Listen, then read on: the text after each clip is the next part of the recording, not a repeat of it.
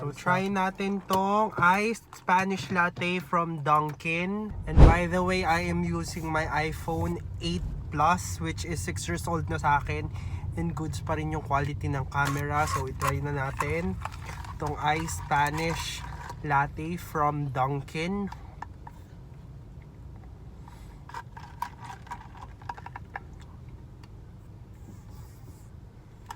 As expected, strong yung pagka-milky nito. Syempre, Spanish latte nga.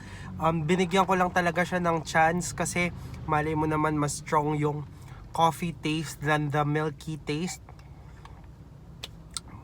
Pero with this, I must say na 60-40. Mas lamang talaga yung milky taste than the coffee taste. And kung i-rate ko yung sweetness niya, 70% nung aking preference. So 30%